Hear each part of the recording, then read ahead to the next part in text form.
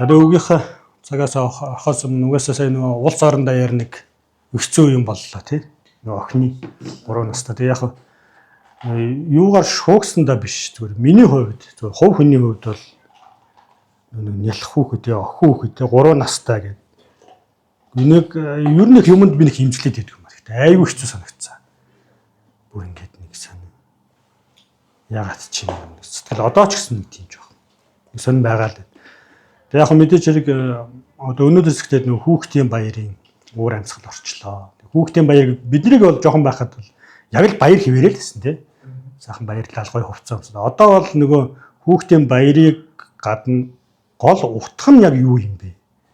Хүүхэд хамгаалал, хүүхдийн эрхийг хамгаалах гэж яриад байгаа шүү дээ. Их хүрсэн юм байна. Гэхдээ сүүлийн үед бас нэг хүмүүс яриад л яг хүүхдийн баяр дангаар нь хүүхдийн баяр гэдгээр нь тэмдэглүүл яасан юм бэ? Заавал их үрсэн үсгэхгүйгээр гэдэг. За тэр мөрний яг. Тэгтээ гол нь хүүхдийн эрхийг хамгаалах гэдэг нь илүү жоохон тодроосоо гэж би бол хувьдаа тэгж боддог. Хүүхдтэй холбоотой янз бүрийн гэмт хэрэг гараал одоо ингээд хүүхд амиа алдах ч юм уу.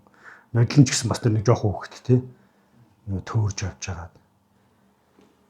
Тэг яг монголчуудын нэг юу байна л да одоо ингээд сошиалыг харж байхад хоорондоо ингээд тэрний буруу энэний буруу гэж ингээд хэрэлдэж байгаа өнгөрч битгий өнгөрөөсөө эсвэл нэг тий нэг зуул өргөөл тэгснэ мартах биш. Яг энэ асуудлыг яг шийдлийн гаргаасаа дахиад магадгүй хүүхэд нөхөнд унах төөрөх үед яг тэр хэрэгцээтэй багаж зэвсгэн тэгээд аргачлан тэр хүмүүст нь бэлтгэгдсэн байгаа эцэг эхчүүд нь ч гэдэг юм ингээ яагаасаа гэдэг.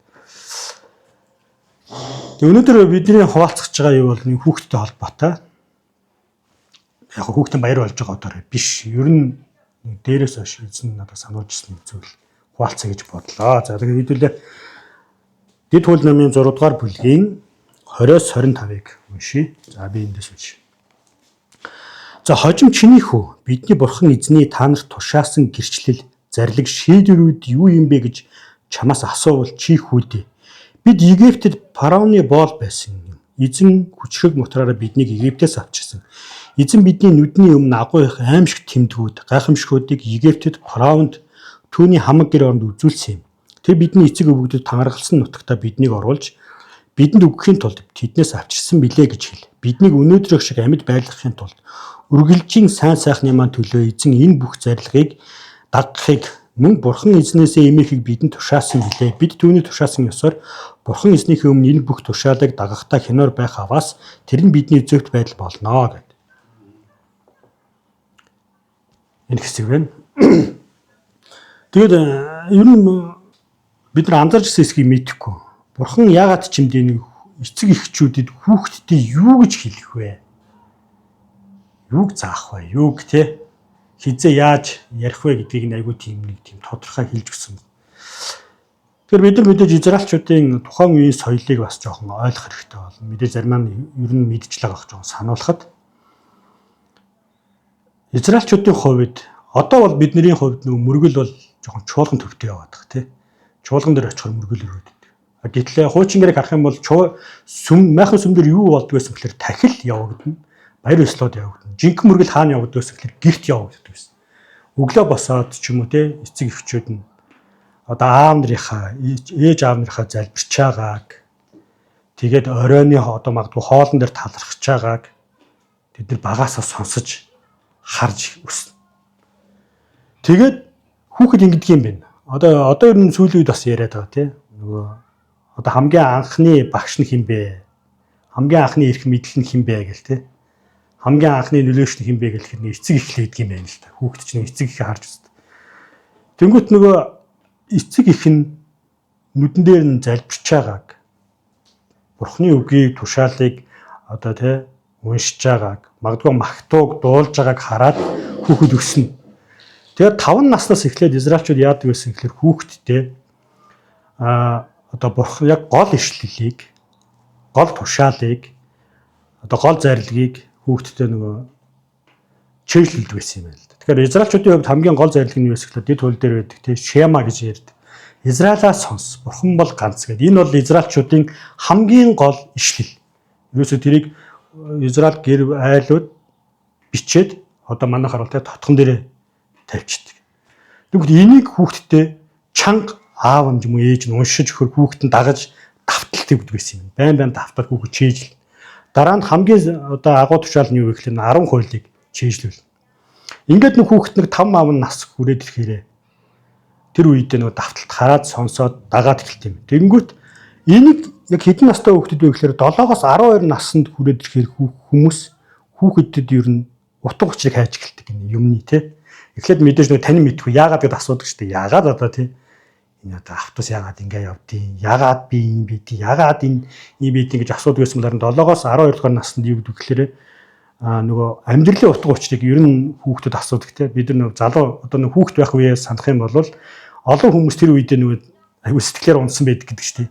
Би яагаад үхэх юм бол яагаад би амьдрд юм бол? Яагаад би ийм юм бол? Яагаад манайх юм бол? Яагаад манай ээж аав юм бол гэх ингээд бодож эхэлдэг нас гинэ. Тэгэхээр энэ одоо дэд хөл номын 6-20 дээр бичсэн байгаа энэ хэсэгт бол яг нөгөө хүүхэд 3-5 наснд бол мэдээж эцэг эхийнхээ мөрөглийг хараад сурцсан байгаа. Харин дараа нь ямар асуулт гарах вэ? Яагаад бид нар энийг хийдэг юм бэ? Энийн утга учир нь юм бэ гэж асуудаг гинэ. Тэгэхээр энэ үед нь бид нар яах ёстой вэ гэхээр одоо 24-р эшлэлийг харуулъя ингэж байгаа. 24-р эшлэлийг ихэнхдээ хүмүүс шууд хэлдэг гэж юм л да. Юу гэдэг гэхээр шууд биднийг те одоо амьд байлгахын тулд эзэн биднийг те одоо сайн сайхан байлгахын тулд зарилга тушаалаа өгсөн учраас бид нар энийг ингээд дагах ёстой гэж ерөнхийдөө хүн шууд тэгж ярьдаг. Тэгтэл тэрнээс өмнө яг 21 23 дугаар эшлэл дээр энийг ингээд яриараа гэж хэлсэн гэхээр одоо хэдүүлээ бодъё л дээ. Бидний хүүхэд наснд ер нь айгүй олон цээр дунд бид нар өссөн тий. Гэрийн босгон дээр гიშггүй гэдэг. Болдгоо маал гэдэг. Баган тэрхгүй. Ширээн дээр суухгүй. Орондоо юу илээ өвчнөө бол бид нар асуудаг. Яагаад тэгдэг юм? Болохгүй бол болохгүй. Юу олон юм асуудаг. Болохгүй гэсэн болохгүй. Тэг газар үүрж би айгүй их ингэж суудаг өстэй. Тэнгүүтэл манай юм битгий газар үүр гэл. Яадаг юм бэ юм? Болохгүй гэсэн болохгүй. Би хэлж байгаа учраас. Тэнгүүт энэ юу вэ гэхээр нөгөө анхдагч утх нь алдагдаад эхлэхээр сүүлдээ зүгээр юм цээр болчдөг гинэ. Хүн зүгээр нэг тий. Яг тий. Одоо болохгүй л гэсэн мэдхгүй. Ямар ч хэлсэн л мэдхгүй. Одоо бол бид нар яг ингээ харах юм бол хотын хүүхд, хөдөөний хүүхд хоёрын ялгаа зарим зүйлд айгүй анзаарэгддэг.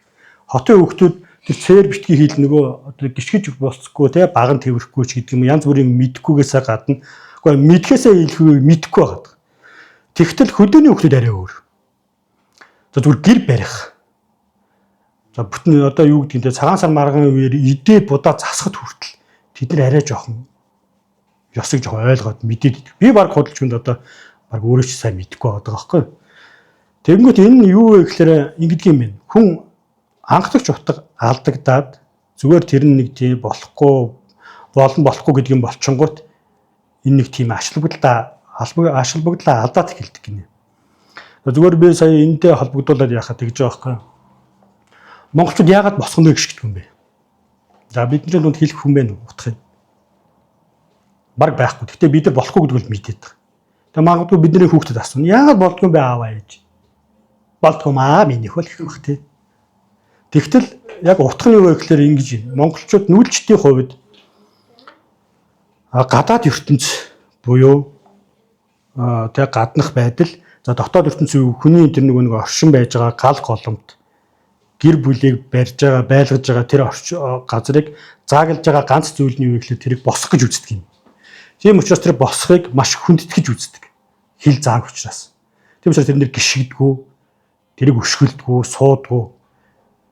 Нэгэ үүнтэй адилханаар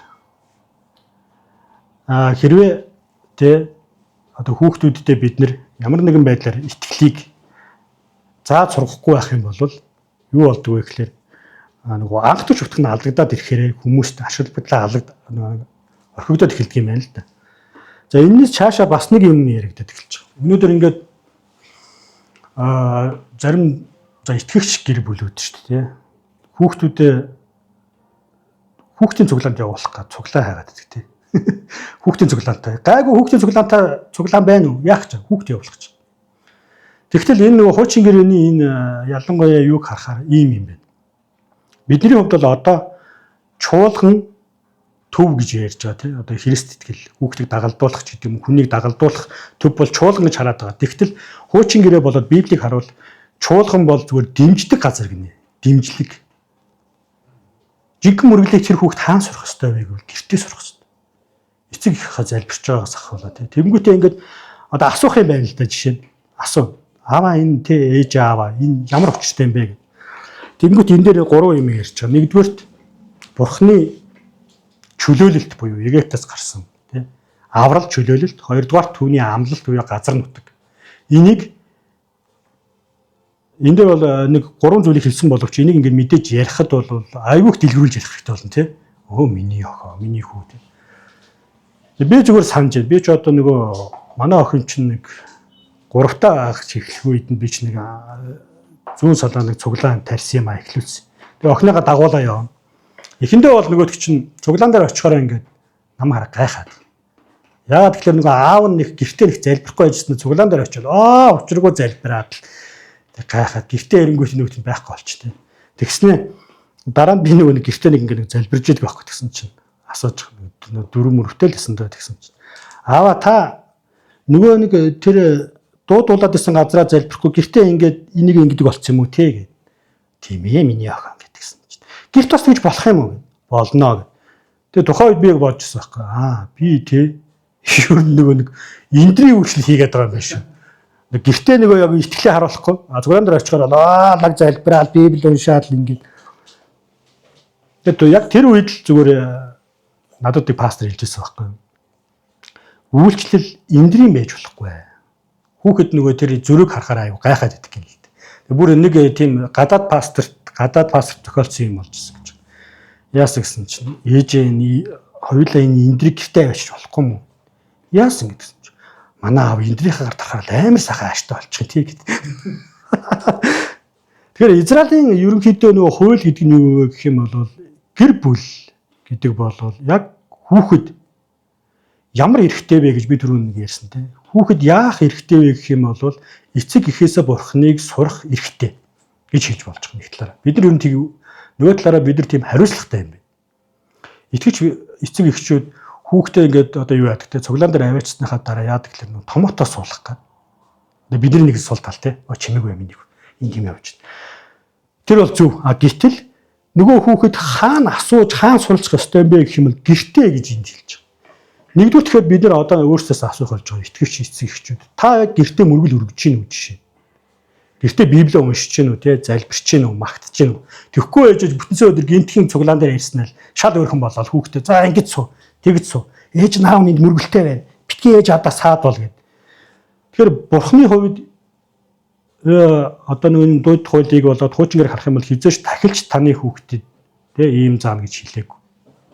Харин эцэг ихэд юу гэж хэлсэн гэхээр чи босохдоо суухдаа явж байхдаа чи өөрөө эхлээд надтай харилцаатай холбоотой судална. Тэгээд хүүхдтэй чи зааж өгнө. Хүүхд чинь чамайг харж сурна. Мэдээж хэрэг одоо манай нэг хүүхдүүгийн 6 настай охин баг. Өөр найзтайгаа хоб баацж гэж байгаа утсаар мэдээж эцэгчд болж байгаа. Тэгээд ээж нь бодсон юм байл дээ. Ямар хов цаар ярьд юм бэ гэсэн чинь өрөөнд орсон. Тэр хоб баацж байгаа хүн юм гэсэн чинь юу хийж ин чи? Манай ээж хоёр хэрэлдсэн чи ингэж ярьж байна. Таны ээж хоёр хэрэлдэхээр юу гэж байна? Тэр хүүхдийг бид нөгөө аюу сайн анзаарах хэрэгтэй юм. Тэгээд одоо итгэгч, Христ итгэгч гэр бүлүүдийн хүүхдүүд нь яагаад бурхнаас холдоод байна гэх юм бол нэг зүйл нь бид нар ерөөсөө харуулахгүй байна гэж ярьж байна. Тэ? Мөргөл, итгэлээ хүүхдэд харуулахгүй, сонсохгүй. Израильчууд яадаг гэсэн гэхээр аав нь одоо энэ дөр бол эцгэн гэж. Аав нь Шама буюу тэрийг чанга уншаад хүүхэд нь тэрийг дагаж уншдаг, давтаж. Тэгээд гол тушаалыг тэ эзний тушаалыг чанга хэлнэ. Тэгэнгүүт хүүхэд нь бас тэрийг чийжлэн. Дараа нь яг энэ хэсгээр асуун утга учир. Тэр үед нь эцэг их нь хэлж өгнө. Зүгээр миний хөө зүгээр л чи тэ 24-р эшлэлээр бас эзэн биднийг ингээд амьд ойлгох шуурсаар чи миний хөө ингээд итгэх ёстой маа гэж хэлэхгүйгээр утгыг ярьж өг гэж байгаа юм. Яагаад гэвэл бид нар ийм боол байгаад ийм зовлон донд байхад нь бурхан биднийг залбирсан чинь сонсоод биднийг ингэж дагуулж гараад биднэрт ийм амлалтыг энэ газар нутгийг өгөөд энэ дээр бидэрт хуулийг өгөөд тийм учраас бид нар ингэж дуулууртаа даах ёстой юм аа. Хүн ер нь утгыг олгосон юм да айгуу тэгж дагдаг те зүгээр л болохгүй болно. Тэг инг гэдгээс илүүгээр утгыг хэлчингүүт хүн за гэж боддогтай адилхан ингэж бид нэр одоо хийх ёстой юм байна. Тэгэхээр ер нь одоо Монгол гэр бүлүүдэд монголч биш л дээ ер нь христчин гэр бүлүүдэд юу их яа гэж хэлэхээр гэрт бид нар ингэдэг юм байна. Хүүхдүүдэд хичээл их давтуулдаг гин. Хэл мэл их заадаг гин. Ямар нэгэн юмд айгүйх явуулдаг. Харин гэхдээ Христ итгэлийн талаар ярилцдаггүй гинэ. Энэ нь эргээд хүүхдээ бид нэр эцэг эхчүүд хүүхдээсээ итгэлийн юм шаардах ямар ч одоо нөгөө юуг гэсэн бид нар тийм ирэх байхгүй. Яг л бид нар загаагүй учраас.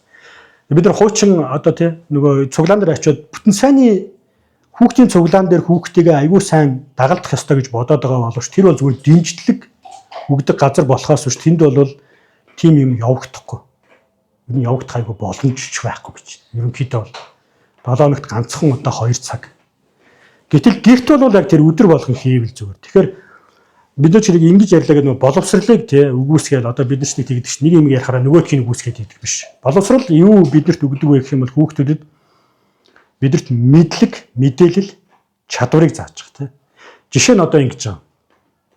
За уул гэж юу вэ гэдэг юм бол энэ бол тий боржин чулуун одоо юу гэдгийг тийм материалаас тогтсон тийм зүйлийг уул гэж нэрлэнэ. Ус гэдэг бол тийм зүйл гүн тийм. За жишээ нь одон орон дээр ярил. Одоо сүүлийн үед одон оронгоор хүүхдүүд аягүй амьсгалж байгаа. Тэнгүүт тэгэхдээ дэлхий гэж нэг юм жижигхэн нарны аймгийн нэг жижигхэн систем. Тэгээ юм хідэн тэр бом однууд байгаа. Тэн дээр магадгүй харг харгийн соёл байх ёстой. Яг л логикоор тийм. Хүүхдүүд бүгд тэрийг бод. Тэгээ магадгүй өсвөр насныхын ч юм ер нь том хүмүүс ч гэсэн тэрийг бодож байгаа. Энэ үнэн үү гэх юм бол үнэн. Нэг үүсгэв. Харин итгэл юуг ярьдаг вэ гэх юм бол тэгвэл тэр жижигхэн хумхын тоос шиг олон мянган од гаргсын дунд байгаа дэлхий дээр байгаа хүн гэж ямар үн цэнтэй юм бэ? Яагаад үн цэнтэй юм бэ гэдгийг итгэл хүүхдүүдэд зааж өгнө.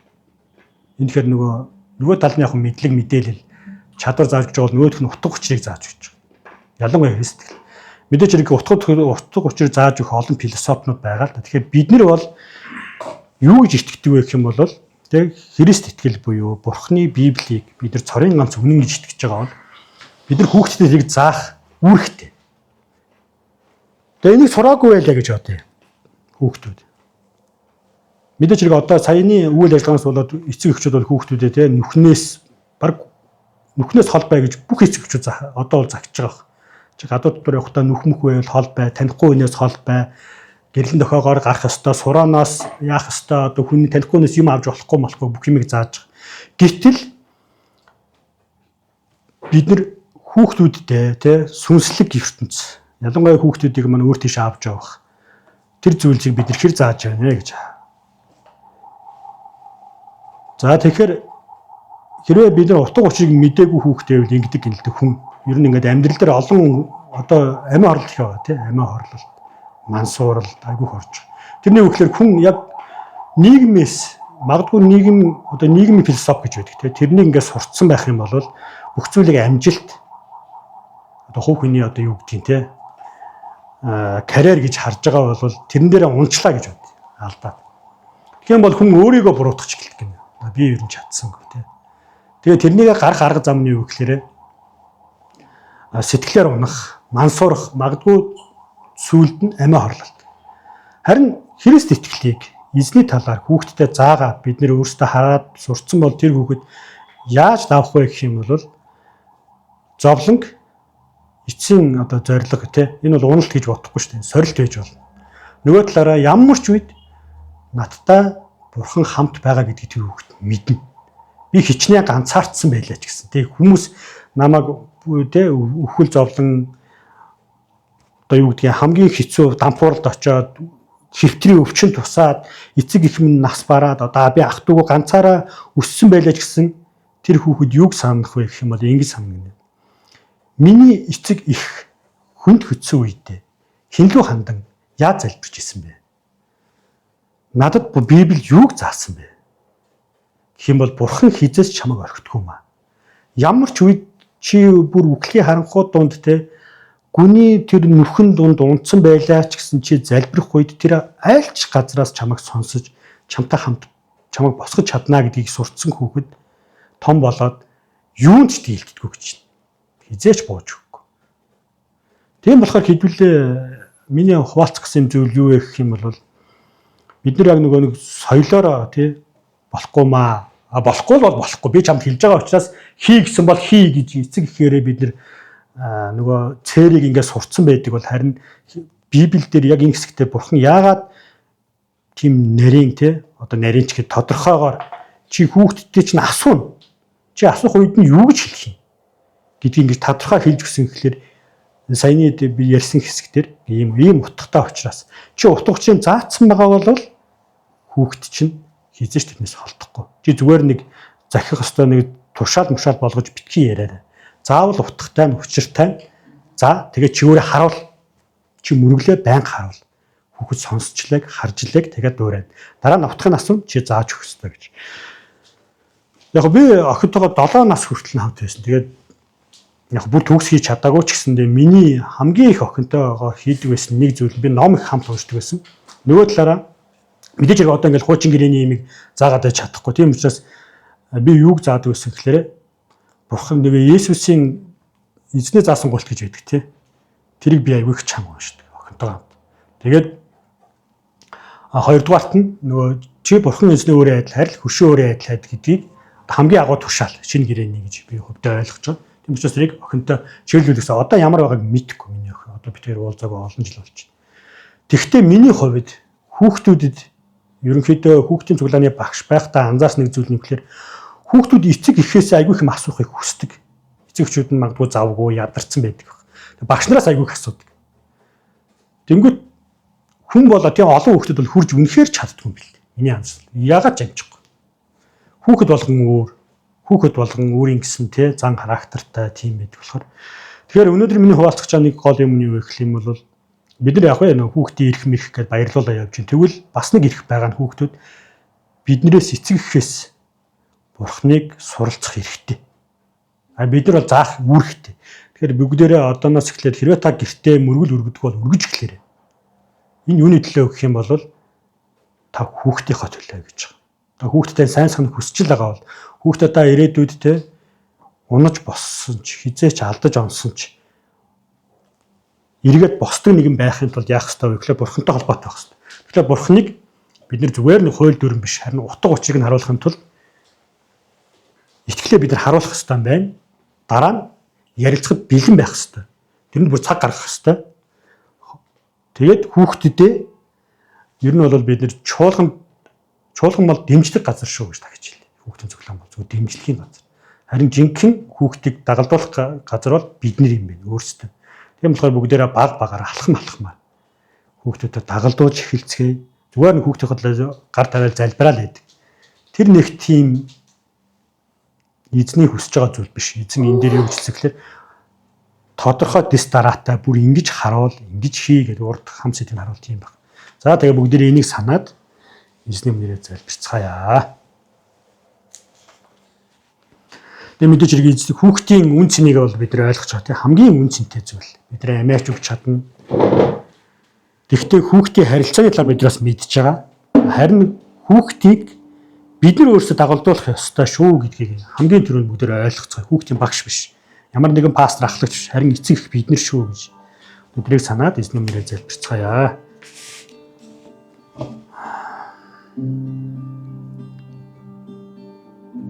Эзэн минь тэгээд би юуны түрүүнд таны надад өгсөн охиныхоо төлөө талархлыг өргөж байна. Одоо хэдийгээр хол байгаа ч гэсэндээ миний охин намайг үйлчилж явах үед өөрчлсөн таны залбирлыг сурсан. Яагаад та харагдахгүй байгаа тэр Есүс залбираад байгаа юм бэ? Тэр яаж сонсоод байгаа юм бэ гэдэг талаар би чадах чинээгээр ярьж гисэн. Магадгүй одоо санаа мартаагүй байгаа байх гэж би бодож байна. Тэгээ би бас чуулганыхаа хүүхдүүдийн төлөө бас итгэж хүүхдүүдийн гэр бүлүүдийн хүүхдүүдийн төлөө залбирч байна. Эзэн тэр хүүхдүүдэд суралцах яагаад вэ гэдгийг ойлгох хэдхэн цаг жил байгаа. Тэрний дараагаас хүмүүс тэрийг аль хэзээ нийгмийн философиг, нийгмийн боловсролын зааж байгаа зүйлийг дагаад өөрийгөө магадгүй сармагчин гэж бодоод магадгүй амьдралыг зүгээр нэг биологийн зүйлээр нь хязгаарлаад өнгөрөх тийм үн цэнийг авахаас өмнө эцэг эхчүүд бид нэр магадгүй хүүхдтэй үн цэнийг яг саяны тэр дуулал дэд хууль дээр хэлсэнчлэн бид нар ихлээр харуулдаг, сонсогдох дагалдуулдаг, давтдаг, зааж өгдөг байгаад сүүлд магадгүй утга учирын талаар ярилцдаг тийм эцэг эхчүүд байхад туслаач гэж гуйж байна. Тэгээ хүүхдүүд маа ч гэсэндээ ирээдүйд том болоод магадгүй хүүхэд насандаа ч гэсэн утга учирыг нь мэдэж аваасаа. Тэгээ амьдралынхаа туршид тань дээр эргэж очих хүртлээр итгэлийн амьдрал дотор бас дахиад хүүхдүүдэд дагалдуулаг байхад туслаарай гэж гуйж байна. Тэгээ хүүхдүүдийнхээ төлөө талархлыг өргөж байна. Танд бүх алдрыг өргөж эзэн Есүсийн нэрээр талархан залбирлаа. Амен. За эзэн